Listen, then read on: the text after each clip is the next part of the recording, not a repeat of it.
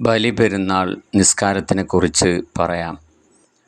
ബലിപെരുന്നാളിൻ്റെ 2 റക്അത്ത് സുന്നത്ത് നിസ്കാരം അല്ലാഹു തആലാക്ക് വേണ്ടി ഖിബിലക്ക് തിരിഞ്ഞ് അദാ ആയിട്ട് ഞാൻ നിസ്കരിക്കുന്നു എന്ന നിയ്യത്തോടുകൂടി കൈകെട്ടുക.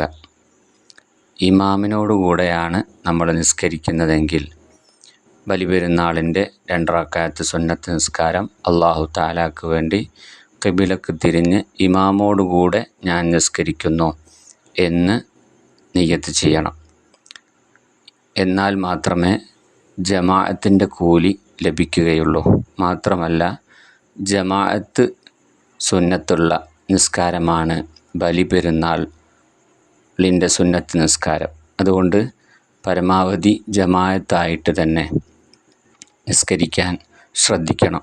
സ്ത്രീകളൊക്കെ വീട്ടിൽ നിന്ന് ജമാഅത്തായിട്ട് നിസ്കരിക്കുക. പുരുഷന്മാരൊക്കെ പള്ളിയിലേക്ക് പോയി അവിടെ നിന്ന് ജമാഅത്തായിട്ട് നിസ്കരിക്കുക. അങ്ങനെ നമ്മൾ നിയ്യത്ത് ചെയ്തു, കൈകെട്ടി ശേഷം നമ്മൾ വജ്ജഹത്തു ഓതണം. വജ്ജഹത്തു ഓതിക്കഴിഞ്ഞ് പിന്നെ നമ്മൾ 7 തക്ബീറാണ് ഒന്നാമത്തെ റക്അത്തിൽ കെട്ടേണ്ടതുള്ളത്. 7 തക്ബീർ കെട്ടണം. ആ തക്ബീറുകൾക്കിടയിൽ സുബ്ഹാനല്ലാഹി വൽഹംദുലില്ലാഹി വലാ ഇലാഹ ഇല്ലല്ലാഹു വല്ലാഹു അക്ബർ എന്ന് ചൊല്ലണം. അപ്പോൾ നിയ്യത്ത് ചെയ്തല്ലോ നമ്മൾ, പിന്നെ കൈകെട്ടി, പിന്നെ നമ്മൾ വജ്ജഹത്ത് ഓതി. ഇനി നമുക്ക് ചെയ്യാനുള്ളത് 7 തക്ബീറാണ് അല്ലേ? അപ്പോൾ നോക്കാം. അല്ലാഹു അക്ബർ എന്ന് നമ്മൾ കൈകെട്ടുക. കൈകെട്ടുമ്പോൾ നല്ലോണം ഉയർത്തിക്കെട്ടാൻ ശ്രദ്ധിക്കണം. നല്ല ചെവിൻ്റെ അടുത്തേക്ക് എത്തുന്ന രൂപത്തിൽ 2 കൈകളും ഉയർത്തണം.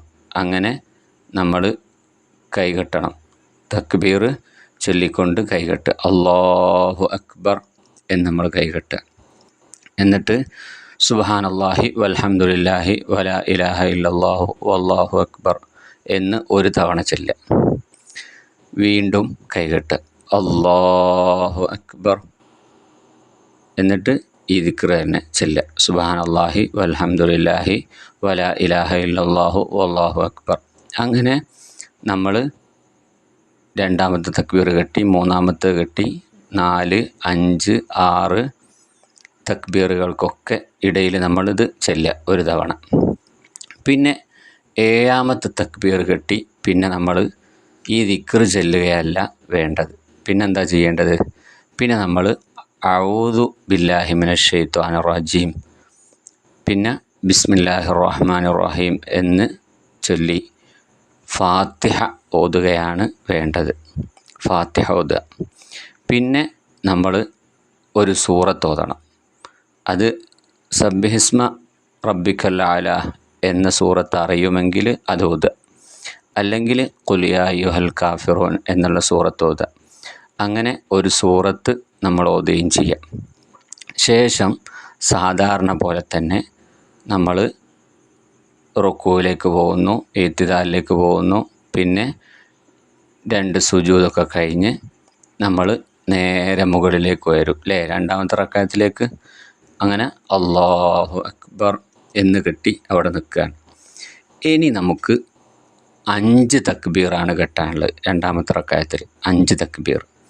അത് ഈ ഉയരുന്ന തക്ബീർ കൂട്ടൂല, അല്ലാതെ 5 തക്ബീർ വേണം. അപ്പോൾ നമ്മൾ കൈയ്യട്ടാണ്. അല്ലാഹു അക്ബർ സുബ്ഹാനല്ലാഹി വൽഹംദുലില്ലാഹി വലാ ഇലാഹ ഇല്ലല്ലാഹു വല്ലാഹു അക്ബർ എന്ന് 1 കെട്ടി. പിന്നെ അടുത്തത് പിന്നെ അല്ലാഹു അക്ബർ, പിന്നെ സുബ്ഹാനല്ലാഹി വൽഹംദുലില്ലാഹി വലാ ഇലാഹ ഇല്ലല്ലാഹു വല്ലാഹു അക്ബർ. അങ്ങനെ 2, 3, 4 തക്ബീർ കെട്ടുമ്പോൾ ഒക്കെ അതിനൊക്കെ ഇടയിൽ ഈ ദിക്ർ ചൊല്ലുക. കഴിഞ്ഞു. അങ്ങനെ 5ാമത്തെ തക്ബീർ കെട്ടി കഴിഞ്ഞാൽ പിന്നെ നമ്മൾ എന്ത് ചെയ്യണം? അഊദു ബില്ലാഹി മിനശ് ശൈത്വാനിർ റജീം ബിസ്മില്ലാഹിർ റഹ്മാനിർ റഹീം എന്ന് ചൊല്ലി നമ്മൾ ഫാത്തിഹ ഓതണം. പിന്നെ സൂറത്ത് ഓതണം. അത് ഏത് സൂറത്ത് ഓതേണ്ടത്? ഹൽ അതാക ഹദീസുൽ ഗാശിയ എന്ന സൂറത്ത് അറിയുമെങ്കിൽ അത് ഓതുക. അല്ലെങ്കിൽ നമ്മൾ ഖുൽ ഹുവല്ലാഹു അഹദ് സൂറത്ത് ഓതുക. അത് ഓതി പിന്നെ സാധാരണ പോലെ തന്നെ ഞാൻ നേരത്തെ പറഞ്ഞതുപോലെ റുക്കൂ, ഇത്തിദാല്, 2 സുജൂദ്, പിന്നെ അത്തഹിയാത്തിലൊക്കെ ഇരുന്ന് നമ്മൾ സലാം വീട്ടി സാധാ പോലെ തന്നെ. അപ്പോൾ അങ്ങനെ സലാം വീട്ടി. അതാണ് ബലിപെരുന്നാളിൻ്റെ സുന്നത്ത് നിസ്കാരം. ഇത് നമ്മളെപ്പോഴാണ് നിസ്കരിക്കേണ്ടത്? നമ്മൾ സൂര്യൻ ഉദിച്ചത് മുതൽ ളുഹർ വരെയാണ് ഇതിൻ്റെ സമയം. അതിൻ്റെ അടുക്ക് നമ്മൾ നിസ്കരിക്കണം. വേഗം തന്നെ നിസ്കരിക്കാൻ ശ്രദ്ധിക്കണം. അങ്ങനെ ഇത് പെരുന്നാൾ നിസ്കാരം നമ്മൾ നല്ല രൂപത്തിൽ നിസ്കരിക്കാൻ ശ്രദ്ധിക്കണം. നമ്മളെ കുടുംബത്തിനെയും കൂടി നമ്മൾ നിസ്കരിപ്പിക്കണം.